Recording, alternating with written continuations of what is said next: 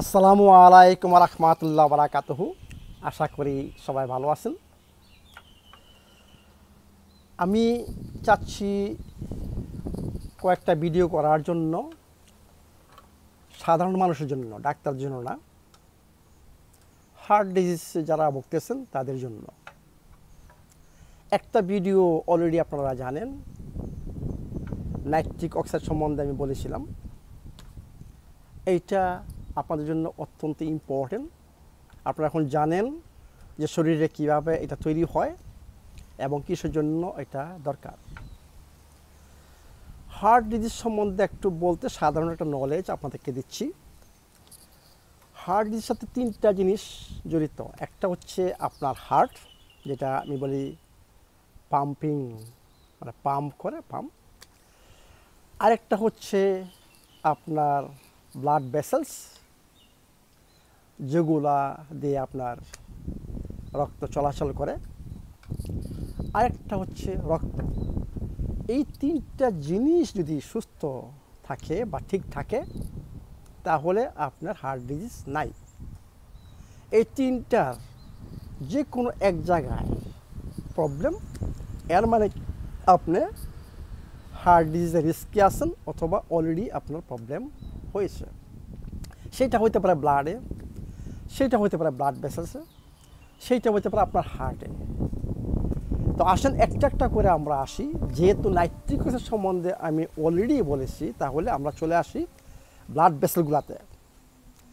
Blood vessel আপনারা জানেন এটা কী জিনিস। এইটা আমি বলি ডেলিভারি সিস্টেম। আপনার ডেলিভারি সিস্টেম যদি ভালো থাকে, আপনার প্রত্যেকটা কোষের যা দরকার অক্সিজেন এবং নিউট্রিশন, সেগুলো ঠিকমতো পৌঁছবে। এর মানে আপনার প্রত্যেকটা অঙ্গ প্রত্যঙ্গের কাজ ঠিকমতো হবে। এর মানে আপনি সুস্থ। এখন আপনার এই ব্লাড ভেসেলগুলো যদি ফ্লেক্সিবল না হয়, বাচ্চাদের ব্লাড ভেসেলের মতো না হয়, শক্ত হয়ে যায়, তখনই আপনার প্রবলেম আরম্ভ হবে। এবং এরপরে আপনারা জানেন ব্লকেজ, আপনারা এটা ভালো মতো জানেন যে প্ল্যাক তৈরি হয়, ব্লকেজ হয়, সরু হয়ে যায়, চিকন হয়ে যায়, বুঝছেন। এরপর আপনাদের জানেন কোথায় যেতে হবে। তো এই বলতেছি, এই যে পরিবর্তনগুলা ব্লাড ভেসেলে আসে, সেগুলো কিসের জন্য আসে সাইন্টিফিক ওয়েতে না যে, কারণ আপনাদের এগুলো দরকার নেই। আপনারা মনে রাখবেন দুটা জিনিস থেকে আসে, এবং দুটা জিনিস দিয়ে যেসব খাবার তৈরি হয় এবং যেভাবে আপনারা তৈরি করেন সেইটার থেকে হয়। সেইটা হচ্ছে সমস্ত সিম্পল রিফাইন্ড মানুষের তৈরি করা কার্বোহাইড্রেট, যে কার্বোহাইড্রেট নেচারে নাই। আপনারা এটা বুঝে নেবেন। আরেকটা কি হচ্ছে, সমস্ত দোকানের তেল যেগুলো নেচারে নাই, এগুলাকে বলা হয় ইন্ডাস্ট্রিয়াল তেল। আপনারা জানেন এগুলো কী জিনিস। এগুলো হচ্ছে ক্যানোলা, এগুলো হচ্ছে আপনার সয়াবিন, সানফ্লাওয়ার, কটন সিড, তারপরে আপনার কর্ন, বিভিন্ন ধরনের রাইস ব্রান, বিভিন্ন ধরনের তেল, এইগুলাকে বলা হয় ইন্ডাস্ট্রিয়াল তেল। এইগুলো দিয়ে যখন আপনারা ভাজি করেন যে কোনো জিনিস, সেটা হইতে পারে ফ্রাই করতেছেন মুরগি, মাংস পাক করতেছেন, বা সিঙ্গারা পেয়ারা জানি না কত কিছু করেন, যেটাই করেন ভাজি করেন, সেই তেলটা অক্সিডাইজ হয়ে যায়। সেই অক্সিডাইজ তেলটাই আমাদের শরীরে প্রচুর পরিমাণে ফ্রি রেডিক্যাল তৈরি করে। এবং সবচেয়ে ইম্পর্টেন্ট মনে রাখবেন যে এলডিএলের একটা স্মল পার্টিকেল আছে, সেটাকে অক্সিডাইজ করে। সেইটাই হচ্ছে দায়ী। অন্য কোনো পার্টিকেল বা কোলেস্টেরল আপনার হার্ট ডিজিজের জন্য বা হার্ট ব্লকেজের জন্য দায়ী না। এই জিনিসটা আপনাদের ভালো মতো জানতে হবে, আদারওয়াইজ আপনারা চিটেড হবেন। আমাদের ডাক্তারদের মাধ্যমে চিটেড হবেন। আপনাকে মাস্ট বাধ্য করা হবে হয় আঙ্গিওপ্লাস্টি, না হয় বাইপাসে। যদি আপনাকে বলে যে আপনার লাগবে, আপনার বলতে হবে ডাক্তারকে, আমাকে দেখান কোন টেস্টের মাধ্যমে যে আপনি বলতেছেন যে আমার কোলেস্টেরল এই প্রবলেমের জন্য দায়ী। কোন কোলেস্টেরলটা? আমি জানি যে এলডিএল এর স্মল পার্টিকেল যখন অক্সিডাইজ হয়ে যায় সেটাই দায়ী। কোলেস্টেরল নিয়ে অনেকগুলো ভিডিও হয়েছে, কে কোথায় কোলেস্টেরল তৈরি হয়, কে কোলেস্টেরল তৈরি করে, ডায়েটারি কোলেস্টেরল কি, আমাদের লিভার কত পার্সেন্ট কোলেস্টেরল তৈরি করে, এগুলো অলরেডি আমি ভিডিও করেছি, আপনারা দেখে নিবেন ওখান থেকে। এবং কোলেস্টেরলের কোথার থেকে কোলেস্টেরল তৈরি হয়, কোন মেটাবলিজম থেকে কোলেস্টেরল তৈরি হয়, টিজি কোথা থেকে তৈরি হয়, এগুলো আপনাদের জানতে হবে যদি আপনারা ঠিকমতো বুঝতে পারেন। তাহলে দেখেন এই যে দুটো জিনিস কি বললাম, রিফাইন সমস্ত ধরনের কার্বোহাইড্রেট যেগুলো ন্যাচারাল নাই, এগুলো কি মিষ্টি থেকে আরম্ভ করে, সফট ড্রিঙ্কস থেকে আরম্ভ করে, ফ্রুট জুস থেকে আরম্ভ করে, হাই ফ্রুক্টোজ কর্ন সিরাপ সব জায়গায় আছে, সব খাবারে আছে, রুটিতে আছে, সব জায়গায় আছে, সমস্ত প্রসেস ফুডে সব কিছুতে আছে এগুলা। তো এইগুলা যদি আপনারা খান তখনই আপনাদের ইনফ্লেমেশন তৈরি হবে ব্লাড ভেসেলে। যখন এগুলা খান তখন আপনার হোমোসিস্টিনের পরিমাণ বেড়ে যাবে ব্লাডে। হোমোসিস্টিন এবং ইনফ্লেমেশন এবং ফ্রি রেডিক্যাল ড্যামেজ, এই তিনটা জিনিস আপনার ইনার লাইন যে এন্ডোথেলিয়াল হচ্ছেন যে আপনাদের ব্লাড ভেসেল আছে সেটার ভিতরের যে ওয়ালটা আছে সেইটাকে রাফ সারফেস তৈরি করবে এবং এখানে ঘা হবে। যখন আপনার রাফ সারফেস হবে, ঘা হবে, ওই তখনই ব্লাডে যে আপনার প্লাটেলেট রয়ে গেছে, ফাইব্রিনোজেন রয়ে গেছে, কোলেস্টেরল রয়ে গেছে।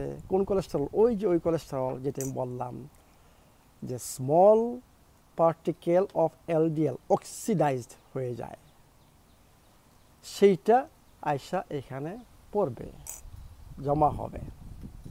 জমা হয়ে এখানে আরও কি আছে, লিপিড রয়ে গেছে, প্রোটিন রয়ে গেছে, এরপরে ক্যালসিয়াম আইসা জমা হবে। এইটাকে বলা হয় প্লাক। এবারে কি প্লাকের মধ্যে কি আছে? ক্যালসিয়াম আছে, প্রোটিন আছে, ফ্যাট আছে, যেটা আপনাদের লিপিড বলেন, ফ্যাট আছে, মানে oxidise small particle of LDL আছে, ফিব্রিনোজেন আছে। যেই পর্যন্ত আপনার ওই ইনফ্লেমেশন এবং হোমোসিস্টিন, যখন ইনফ্লেমেশন কি বলছি, যাদের হার্ট ডিজিজ ওরা যদি একটা টেস্ট করেন, সিআরপি টেস্ট করতে পারে যে আপনার সিআরপি বাড়া, এইটাই হচ্ছে মানে আপনার শরীরে ইনফ্লেমেশন রয়ে গেছে। ইনফ্লেমেশন, ক্রিটিক্যাল ড্যামেজ এবং ইনফেকশনও এখানে লেটেস্ট যে সায়েন্টিফিক প্রমাণ, এখানে ইনফেকশনও জড়িত। এর মানে কতগুলো ফ্যাক্টর, নট অনলি কোলেস্টেরল। আমরা একটা কোলেস্টেরল প্রোফাইল দিয়ে যে কি টোটাল কোলেস্টেরল, এইচডিএল, এলডিএল, টিজি দিয়ে যে আমরা বলবো যে আপনাদের অবস্থা খুব খারাপ, হবে না। আমাদের আরও অনেক কিছু জানতে হবে। তো এই জন্য বলতেছি যে যেই পর্যন্ত ইনফ্লেমেশন আপনার শরীরে না আসবে, যেই পর্যন্ত ইনার লাইনিং অফ ব্লাড ভেসেলের আপনার রাফ না হবে, এই পর্যন্ত আপনার শরীরে যত বেশি কোলেস্টেরল থাকুক না কেন আপনার রিস্ক নাই। স্মুথ যদি ইনার লাইনিং হয়, ওইখানে কোনো কিছু জমা হইতে পারবে না, ওইখানে কোনো নাই, ক্ষত নাই। যেখানে ক্ষত থাকবে মানে ঘা থাকবে, সেইখানে আপনার প্লাটেলেট আসবে, সেইখানে ওইটাকে বন্ধ করার জন্য, কারণ শরীরের একটা ডিফেন্স সিস্টেম হিসাবে কাজ করে, বুঝছেন। যেখানে আপনার নাই, ঘা নাই, সেইখানে আপনার কোনো কিছুই আসবে না, যতই আপনার শরীরে চলাফেরা করুক। এটি আমি ব্লাড নিয়ে পরে আলাপ করবো, তখন আপনারা বুঝতে পারবেন আরও নেক্সট ডে। তা কী হলো যে আমাদের দূর করতে হবে হোমোসিস্টিন। যাদের হার্ট ডিজিজ আছে তাদের হোমোসিস্টিন মাস্ট, বুঝছেন, বেশি থাকবে, সিআরপি বেশি থাকবে। আমাদের ইনফ্লেমেশন কমাইতে হবে এবং হোমোসিস্টিনকে আমাদের নর্মাল আনতে হবে। হোমোসিস্টিনটা হচ্ছে একটা মেটাবোলাইট, মানে বাই প্রোডাক্ট, মানে মেটাবোলাইট, মানে আমাদের একটা অ্যামাইনো অ্যাসিড আছে মেথিওনিন, এইটা আমাদের মাসল গ্রোথ করার জন্য, বডিকে রিপেয়ার করার জন্য এটা দরকার আছে, এইটা নর্মালটা দরকার আমাদের শরীরের জন্য। কিন্তু যখন হোমোসিস্টিনটা শরীর থেকে যেটা দরকার শরীরের জন্য ওইটা ইউজ করার পর যদি এক্সেস থাকে সেইটি হচ্ছে ক্ষতিকর। কখন এক্সেস হয়? যখন ভিটামিন B6, B12 এবং ফলিক অ্যাসিডের শরীরে অভাব দেখা দেয়, তখনই আপনার হোমোসিস্টিন বেড়ে যায়। সেই হোমোসিস্টিনটি হচ্ছে আপনার রাফ সারফেস এর জন্য দায়ী। ইনফ্লেমেশন, তাহলে কী বলে? ইনফেকশন, ইনফ্লেমেশন, হোমোসিস্টিন এবং radical damage.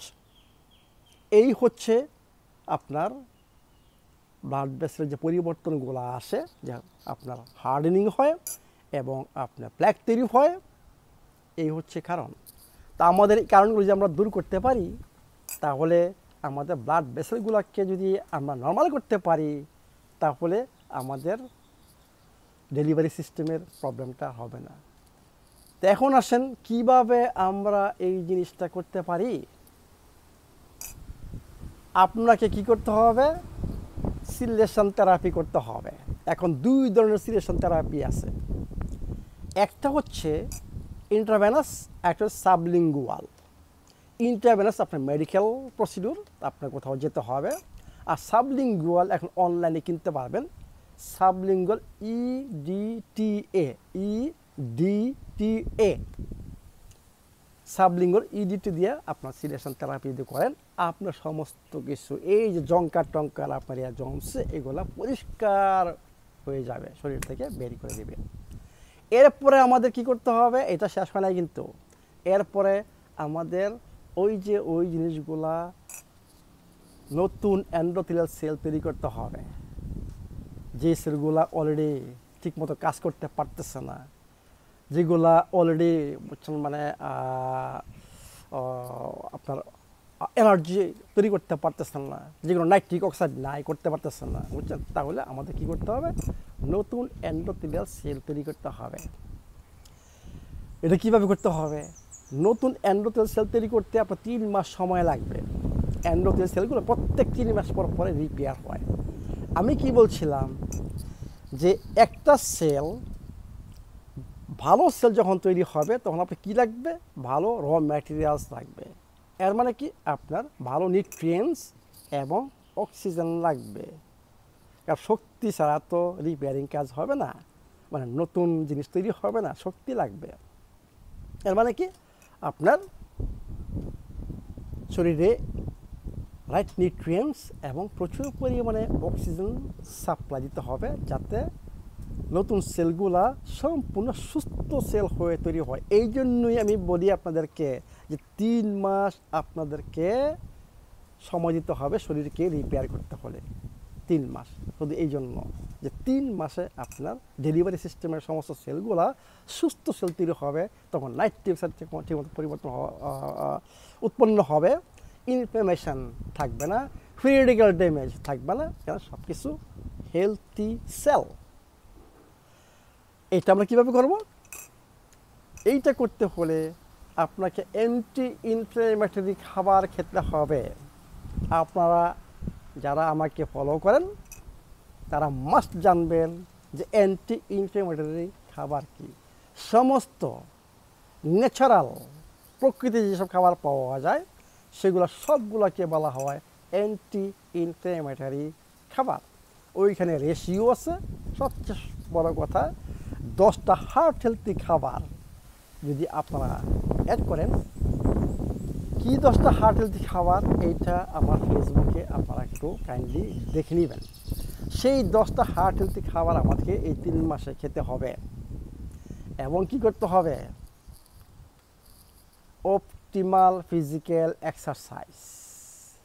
Optimal physical exercise বলতে বোঝায় যে আপনারা জানেন নাইট্রিক অক্সাইড যখন আমি আলোচনা করেছিলাম তখন কী বলছিলাম যে ওখানে হিট লাগবে, মানে হাই ইন্টেন্সিভ ইন্টারভাল ট্রেনিং।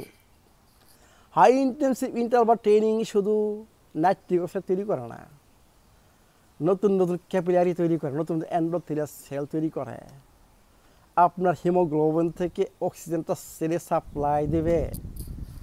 এইটা ছাড়া ভাই বোন আমি বলতেছি যে এক্সারসাইজ ছাড়া এই জিনিসটা হবে না, আপনার সেলে অক্সিজেন ঠিক মতো ঢুকবে না। তো এই জন্য বলতেছি এইখানে এক্সারসাইজ নাম্বার 1 মেডিসিন। এখন দেখেন এক্সারসাইজ যাদের হার্ট ডিজিজ মনে করেন যাদের ব্লকেজ, ওদেরকে সবার জন্য হিট মানে আপনি করতে পারবেন না, আপনার জন্য নিষেধ। আপনার শরীরের কন্ডিশন অনুসারে আমি 3 ধরনের এক্সারসাইজ আপনাকে রিকমেন্ড করব। এটা ডিপেন্ড করবে যে আপনার সুযোগ আছে কি না এগুলা অ্যাফোর্ড করার। একটা হচ্ছে হিট, যাদের এখনও মনে করেন ওই পর্যায়ে যাননি যে হিট করতে পারবেন না, হিট করবেন। হাই ইন্টেন্সিভ ইন্টারভাল, আমার ভিডিওতে বিভিন্ন ধরনের হিট আছে। মাসল ওয়ার্কে হিট করতে পারেন, কার্ডিওতেও হিট করতে পারেন প্রচুর, এবং যোগা করতে হবে, কারণ এখানে স্ট্রেসকে ম্যানেজ করতে হবে।